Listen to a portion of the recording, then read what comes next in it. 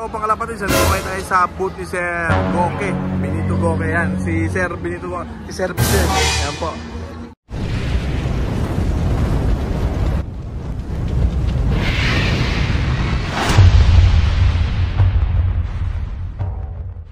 Yun mga tropang kalapatid, nandito ngayon tayo sa booth ni Sir Goke, Benito Goke yan. Si Sir Benito Goke, si Sir Fidel, yan po.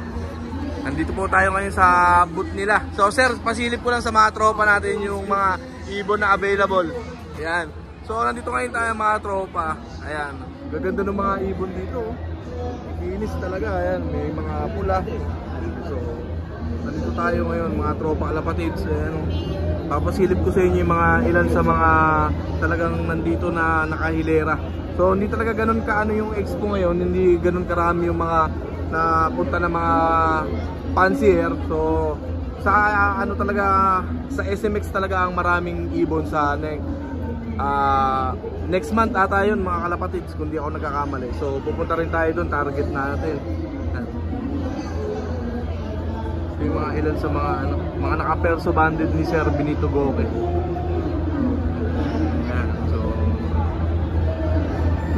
Ganda mga tropang kalapatids. Yan, so hindi na natin masyadong tatanungin yung mga line ni Sir Benito Goke. So siyempre alam naman natin na kung saan umiikot yung linyada ni Sir Benito Goke, kung saan siya sikat mga tropang kalapatids. So doon lang naman iikot itong mga ibon niya.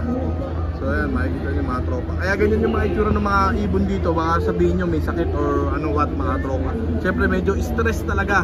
Kung kukuha kayo ng mga ibon galing dito sa expo, asahan nyo na medyo stress yung ibon dahil malamig mga tropa kalapatids, tapos maraming tao na i-stress yung mga ibon natin. So yan, ganyan, parang nakaganyan sila lagi mga tropa.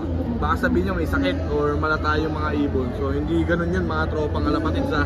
So dahil ano yan mga tropa, yan, sa lamig na rin, ang lamig dito kahit ako mga tropa nalamig. So meron dito mga ano, pula. Grabe, ang gaganda mga tropa. Ayan. So may mga nakasolo na cage. So hindi natin alam kung magkano yung range nila. So tanong natin kung magkano yung mga range nila. Ayan. Ganda mga tropa yan. Halos yung iba naka double band.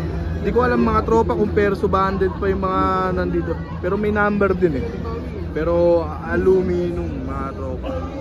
So mga pula yung mga nandito. Ito ganda mga tropa. Kalapatids ito. Grabe. Ayun, ito naka perso banded to mga tropa. Benito Goke. Yan. So halos yung ganitong singsing niya siguro mga perso banded. Mga breed for stock na Sir Benito Goke oh. O mga inbreed niya siguro. So wala siyang off color na mga opal. Kilala rin natin si Sir Benito Goke sa pagdating sa mga opal line. Pero ang pinaka off color niyan dala ngayon is red bar. Ayan, tapos itong parang saddle na ano yata. Ayan, so hindi natin alam yung tawag mga tropa. So nagbabalik-balik tayo sa ano, kulay-kulay mga tropa. Hindi natin matamaan yung kulay kung ano eh. So ito yung booth nila mga tropa kalapatids. Ayan, Benito Goke sa B2. Yan, so hindi ganun karami mga tropa. So nandito nga sila sa nakahilera sa mga exotic na hayop mga kalapatids. So hindi tulad ng mga dating mga expo, isang hilera puro kalapate. Itong buong venue na to pang kalapate sa labas manok.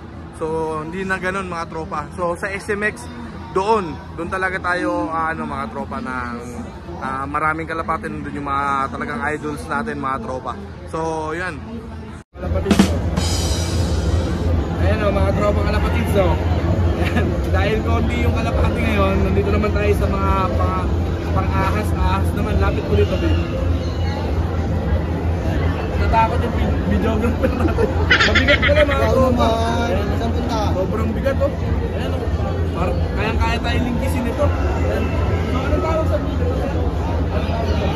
Burmese Python. Burmese Python. Tama nga yung sinabi ko, Burmese Python mga tropa. Grabe, ang bigat, ang sakit sa leeg. So, hawak tayo ng mga maliliit para ma-experience natin.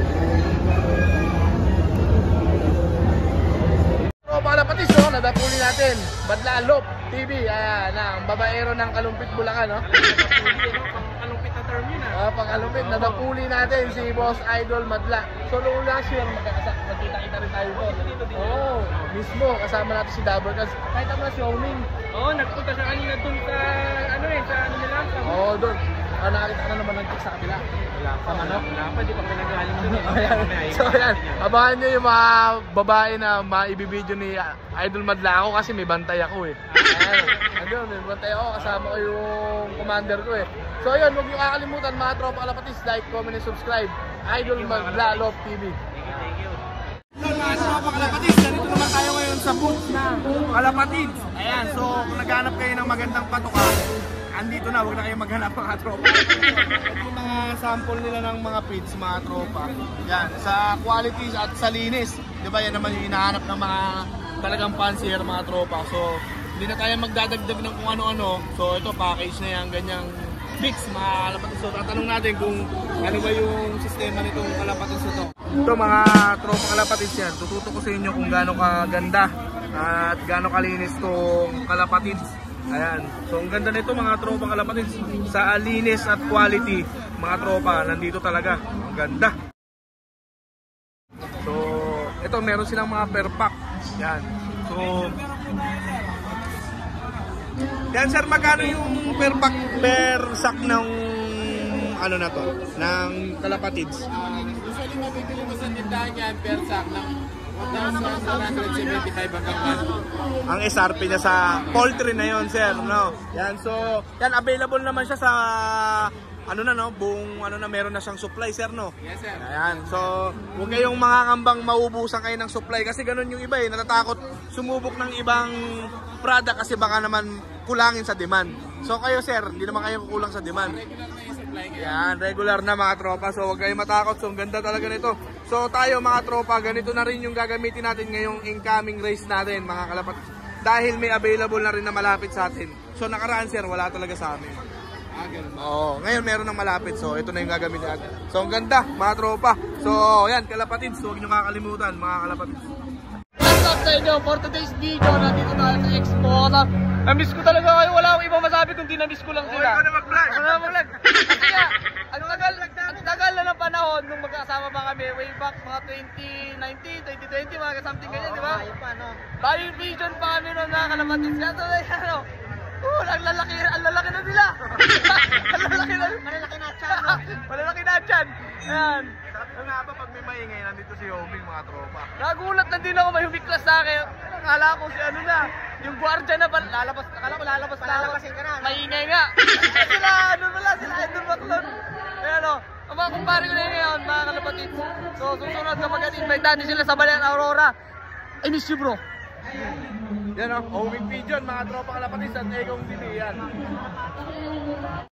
Yan mga tropang kalapatids, nandito tayo sa may parking area ng ano, ayun, World Trade Center yan mga tropa. Punta tayo sa World Trade Center. Bago yan mga tropa, time check tayo, 11:13. Ayan mga tropa, nandito tayo sa Maynila. Tanghali, release, i-release natin yung mga pang-south natin ng BBCM, itong apat na to. Ito yung nililipad din natin kay Boss A, mga tropang kalapatids. So si Boss A ang nag-aalaga nito. Yan, medyo hindi naman ganun katirik yung araw. Hindi naman madilim mga tropa, hindi naman sobrang dilim. So Manila lang naman, so saglit lang na tatawirin to ng mga ibon natin mga kalapatid. So release natin, maganda yung panahon naman. Hindi naman sobrang dilim mga tropa. And World Trade tayo. Yan. Sino mag-release? Oh. Yan, pa-release natin kay Utol. Oh. Una natin pre.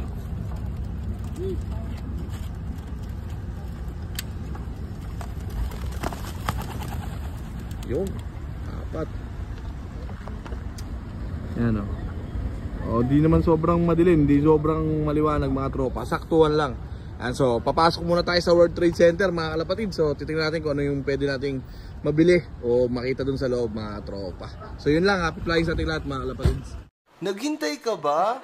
Wala na! It's a prank!